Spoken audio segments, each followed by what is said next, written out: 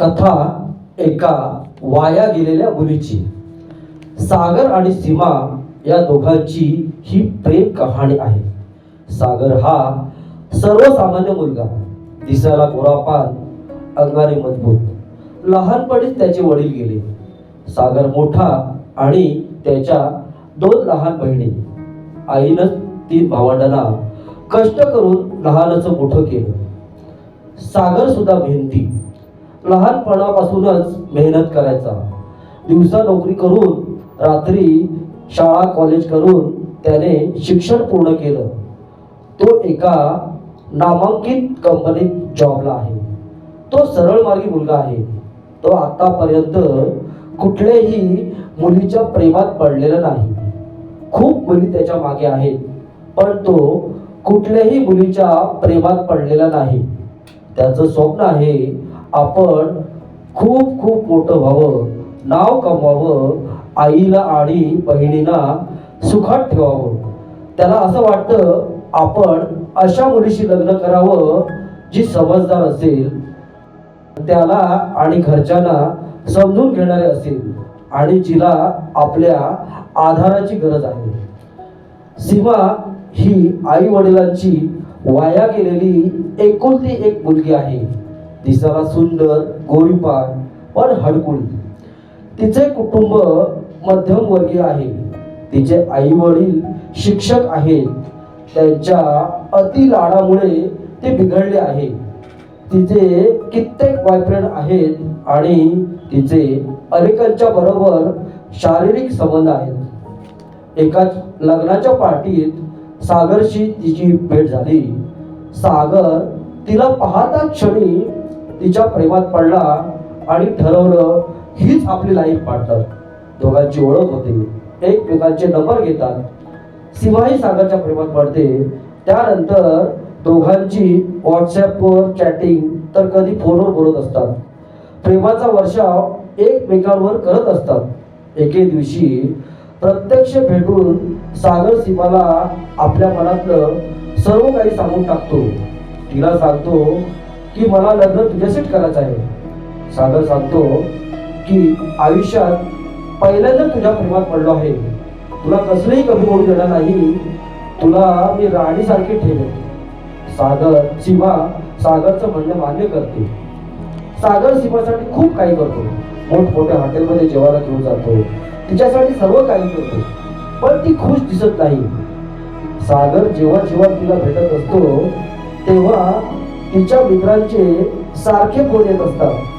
सागर त्याकडे दुर्लक्ष करतो, लक्ष देत नाही.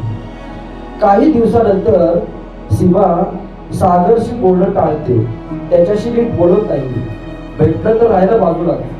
सागर विचार करतो की जिला आपण लाईफ पार्टनर बनवायचं ठरवलं आणि जिच्यावर जीवापाड प्रेम करतो ती अचानक अशी का वागते, हे प्रश्न चिन्ह त्याच्यासमोर उभं राहतो. एके दिवशी ऑफिस मधून निघाल्यावर रस्त्याने चालत येत असताना सीमा त्याला दिसते. लॉज मधून एका मुलाबरोबर बाहेर पडताना दिसते. सागरची पायाखालची वाळूच सरकते. सीमा त्या मुलाची ओळख करून देते आणि मुकाट्याने निघून जाते. त्यानंतर तो मित्रांकडे सीमाची चौकशी करतो. तर तिचे अनेक बॉयफ्रेंड आहेत आणि सर्वांबरोबर तिचे शरीर संबंध आहेत असं कळतं. त्याला मित्र सांगतात, अरे तू कुठल्या मुलीच्या प्रेमात पडलास? अरे ती इतक्या खालच्या पातळीची आहे, कॉलेजच्या एका मुलालाही तिने सोडलं नाही. अरे तिच्याविषयी असं समजलं आहे की काही वेळा तिने एव्हल्युशन सुद्धा केलेलं आहे. ताबडतोब तिच्याशी ब्रेकअप करून टाक, ती तुला बर्बाद करेल. हे ऐकून सागरला शॉकच बसतो. कारण आयुष्यात पहिल्यांदा तिच्या प्रेमात पडलेला असतो आणि तिला आपली बायको म्हणून स्वीकारायचं ठरवलेलं असतं. त्याला काहीच सुचत नाही. सागरचं सीमावर खूप खूप प्रेम असतं. तो ठरवतो कुठल्याही परिस्थितीत सीमा ज्या दलदलीत अडकले आहे त्यातून तिला बाहेर काढायचं आणि तिला चांगल्या मार्गाला लावायचं. तो मित्रांना सांगून टाकतो, सीमा ज्या दलदलीत अडकले आहे त्यातून तिला मी बाहेर काढणारच. त्या दृष्टीने सागर सीमाला खूप समजावण्याचा प्रयत्न करतो की तू जे हे करते आहेस हे चुकीचे आहे, हे सर्व सोडून दे, तुझं आयुष्य धोक्यात आहे. सीमा त्याचा अजिबात ऐकत नाही. ती त्याला म्हणते, मला माझ्या आयुष्यात फक्त एन्जॉय करायचं आहे, तू माझ्या आयुष्यातून निघून जा, मला लग्नाच्या बंधनात अडकायचं नाही. एकदा सीमाच्या घरी तो जाऊन आलेला असतो. तिच्या आई वडिलांना या दोघांविषयी माहीत असते. एके दिवशी सीमा घरी नसताना तिच्या घरी जातो आणि सीमाविषयी सर्व सांगतो. तिचे आई वडील त्याला सांगतात की सीमा आमच्या हाताबाहेर गेलेली आहे, तिला सुधारण्याचे सर्व प्रयत्न फेल झाले आहेत, आम्ही खूप टेन्शनमध्ये आहोत, समाजात तोंड दाखवायची लायकी राहिली नाही, तिच्याशी कोणी लग्न करणार नाही. त्यावर सागर म्हणतो, आई बाबा मी सीमाशी लग्न करायला तयार आहे, मी तिला बदलायला लावणारच. आई बाबा म्हणतात, अरे बाबा तुझे उपकार होतील आमच्यावर. आणि सागर घरी निघून जातो. सीमा घरी आल्यावर सागर घरी आल्याचे समजतात ती खूप भडकते. आई वडिलांचं तिच्याशी काड्याकाचं भांडण होतं आणि ती घर सोडून निघून जाते. त्यानंतर सागरला भेटून त्याच्याशी भांडण करते. तू माझ्या घरी का आला होतास, तुझ्यामुळेच आमच्या घरात भांडण झाली आणि मी घर सोडून चालले आहे, याला सर्वस्वी जबाबदार तूच आहेस. सागर तिला समजावतो की आम्ही सर्वजण तुझ्या भल्यासाठी बोलवत आहोत, तू स्वतःला बदल, सर्व काही व्यवस्थित होईल. सीमाला म्हणतो, अगं तू कुठे जाणार आहेस. सीमा म्हणते, मी कुठेही जाईन, तुला काय करायचं आहे, आतापासून तुझा माझा संबंध संपला. सागरला ती खूप काही बोलते, त्याचा अपमान करते, त्याला गलिच्छ भाषेत शिवाय देते. सागर निराश हताश होऊन घरी येतो आणि स्वतःच्या मनाला म्हणतो, एका वेश्येवर खरं खुरं प्रेम केलं, तिला नवीन जीवन द्यायचा प्रयत्न करत होतो, पण त्या वेश्येला काय कळणार खऱ्या प्रेमाची किंमत. तिला फक्त स्वतःच्या शरीराचे लाचके तोडून घ्यायचे माहीत. सागर सीमाला सहजासहजी विसरू शकत नव्हता. त्याला सतत तिची आठवण येत होती. आता ती घर सोडून गेली, कुठे राहत असेल, कशी असेल, कुणाबरोबर राहत असेल, याची त्याला सतत काळजी वाटत होती. तो बेचैन होता. इकडे सीमा एका मित्रासोबत लिव्ह अँड रिलेशनशिप मध्ये राहते. मित्राने तिला वचन दिलेलं असतं की आपण काही महिने रिलेशन मध्ये राहू आणि नंतर आपण लग्न करू. त्याप्रमाणे काही महिने ते दोघे रिलेशन मध्ये राहतात आणि ती गरोदर राहते. सीमा त्या मित्राला लग्न करण्यासाठी तगादा लावते, पण तो ऐकत नाही. तो तिला ॲब्रोशन करायला सांगतो, तो तिला त्रास द्यायला सुरुवात करतो, तिला मारहाण करतो. तो तिच्यावर संशय घेतो की हे मूल माझं नाही, तू अनेक ठिकाणचं पाणी पिऊन आले आहेस. तो तिला अजिबात प्रेम देत नाही, सतत मारहाण करतो, संशय घेतो. आता सीमाचे डोळे उघडले. मी काय करून बसले, आई बाबांना सोडलं, जो सागर माझ्यावर मनापासून प्रेम करत होता त्याला सोडलं, आता मी कुठे जाणार, माझं काय होणार. ती त्याच्या मित्राला विनवणी करते, पाया पडते, अरे मला नको त्रास देऊस, माझ्या पोटातलं बाळ तुझंच आहे, मला माझ्या बाळाला मारायचं नाही, आपण लग्न करूयात, मी नाही चुकीचे होणार. पण सर्व व्यर्थ.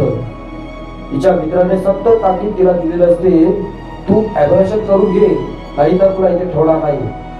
सीमाला खूप टेन्शन येतं, काय करावं सुचत नाही. अचानक तिला सागरची आठवण येते. सागरला फोन लावते, पण सागर उचलत नाही, कारण त्याचा फोन चार्जिंगला असतो, तो वॉशरूम मध्ये असतो. तब्येत बरी नसल्यामुळे ती डॉक्टरकडे जात असते.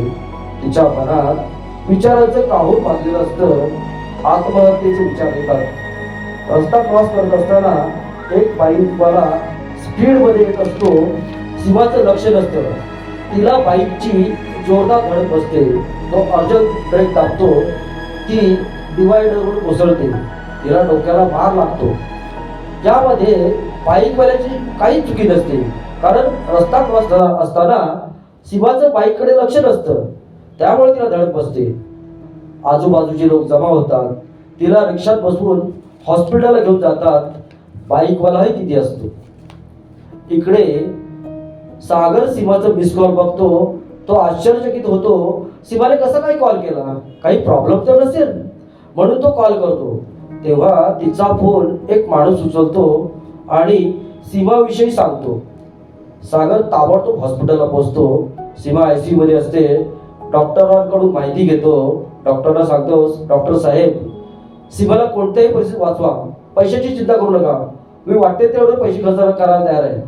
डॉक्टर त्याला सांगतात की तुम्ही काहीही काळजी करू नका, पेशंट बेशुद्ध आहे, डोक्याला मार लागलेला आहे, आउट ऑफ डेंजर आहे, ट्रीटमेंट चालू आहे. डॉक्टर आणखी सांगतात की ती प्रेग्नंट आहे, तिला 1.5 महिने झालेला आहे. सागर सीमासाठी खूप पैसे खर्च करतो, त्यामुळे डॉक्टर चांगल्या प्रकारे तिची ट्रीटमेंट करतात. काही वेळानंतर तिचे आई वडील येतात, पण एवढे तिचे मित्र असताना एकही मित्र तिला बघायला येत नाही. काही वेळातच सीमा शुद्धीवर येते. सागरला आणि आई बाबांना बघून ती खूप खुश होते. सागर तिच्या बाजूलाच असतो. या सर्वांना बघून तिला रडायलाच येतं. ती म्हणते, सागर, आई बाबा, मी खूप चुकीची वागले आहे, मी अपराधी आहे तुमची, मला माझं प्रायश्चित्त मिळालं आहे, मला मरायचं आहे, मला जगण्याचा काही अधिकार नाही. सागर आणि आई वडील तिला समजावतात, तुला तुझी चूक कळली आहे. आई म्हणते, अगं पोरी, काय अवस्था करून घेतलीस तू, आमचं ऐकलं असतंस तर ही वेळ तुझ्यावर आली नसती. सीमा म्हणते, आई बाबा, मी मित्रावर विश्वास ठेवून त्याच्याबरोबर राहिली, त्याने मला लग्नाचं वचन दिलं होतं आणि मला धोका दिला. मी गरोदर आहे, माझ्या पोटात त्याचं बाळ आहे. आई म्हणते, अरे इतके महिने तू कुठे राहत होतीस, कुणाबरोबर होतीस, आम्हाला काहीच माहित नव्हतं. तू आमच्याशी संबंध तोडले होतेस. आम्ही तुला खूप कॉन्टॅक्ट करण्याचा प्रयत्न केला, पण तुझं कॉन्टॅक्ट झालंच नाही. कधी फोन लागला तर तू कट करायचीस. आता तुझं ऍक्सिडेंट झालं हे सागरने आम्हाला कळवलं, तेव्हा आम्ही लगेचच आलो. सीमा आई बाबांना म्हणते, आई, मी आता परत अशी वागणार नाही, तुमच्या म्हणण्याप्रमाणेच वागेल.